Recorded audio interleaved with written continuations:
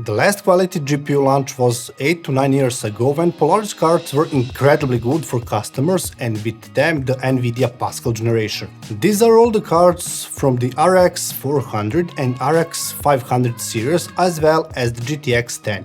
For $2,500 you could get a Polaris 80 card, or for $600 you could get the strongest GTX 1080 card. From then until now, the prices have been more than double. The launches have been desperate, first because of mining, then because of COVID-19. So in the end, it would become a habit that no new card will appear in the stores or shelves for months after the launch. And when they did appear, the prices were much higher than recommended. What do you think the launch will be like this year?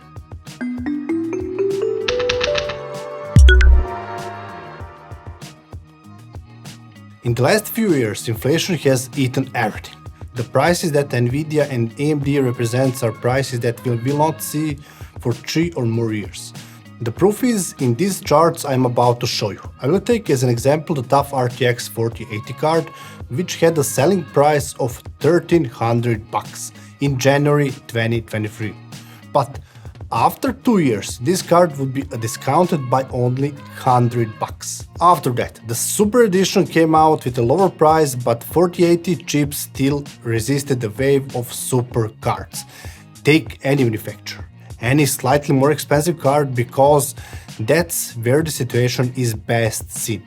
TUF RTX 4080, even 2 years after its release, does not have the recommended price and is still $100 more expensive. It is true that these are not FE models, that they are more expensive and of better quality, and that at the beginning they cannot have the recommended price that everyone expects. But we also expect that these cards will be accepted by the market and that the price will drop within 2 years. On the other hand, AMD has a slightly different trend.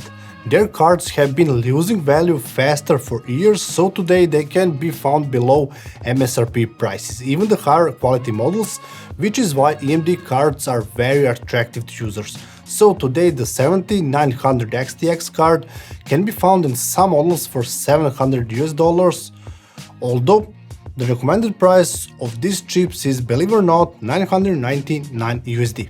While we wait for the first reviews of both AMD and NVIDIA chips, we are sure that the same thing will happen again and again. This time the much hyped cards will not be available to the general public, and those who want to buy new cards can expect to pay high prices. Although the cards are not yet available and won't be until the end of January, we have the first prices. Basic edition RTX 5080 cards will cost around $1,400, while the high-end models like Asus ROG are listed at, believe it or not, $1,900, which is almost double the recommended price. It is true that these prices will soon be much lower, but also not close to MSRP. As for the RTX 5090 model, believe it or not, Zotac sells its EMP Extreme model for almost $3,000. All this is normal. Retailers are riding the wave of hype, rising price to the sky, and if we add that there will be a very few chips on sale, it is clear that prices can be much higher. Only the middle segment cards, which will be released soon, will still have some reasonable prices. AMD will present them soon. They have stated that they will not compete in the high-end segment, so we hope that their cards will be available to the general public. NVIDIA, if you understand me, is making a lot of money on AI chips. It seems to me that they do not want to waste time on their consumer cards, but they also don't want to leave everything to AMD. So they're joking around with them both at the presentation and in the stores. We would really like to see much lower card prices, not generation after generation of better performance. I really don't know who's going to buy GPUs at these insane prices.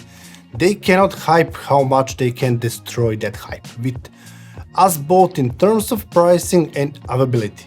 We always look forward to new cards, better performance, lower prices of previous generation, better deals on used cards, but it seems to me that we're going in the direction that we will pay extra taxes on GPUs, that selected users will tick connection not only with deep pockets will be users of the latest NVIDIA cards. I sincerely hope that AMD will fix the situation soon, that they will present their cards, their performance and prices, but at the same time their chips will be in mass production, because Blackwell for sure certainly won't. I hope that they will fix the drivers, that we won't have to wait a year for a stable version of the drivers, and that their presentation will be very good. 10 years ago, both companies sold twice as many chips. Cards are never more expensive, availability is never less, games and programs are never more demanding, developers do not even try to optimize anything, they can only turn on FSR or DLSS, games have no souls, and to unlock all possible visual effects you have to spend thousands of dollars on a PC.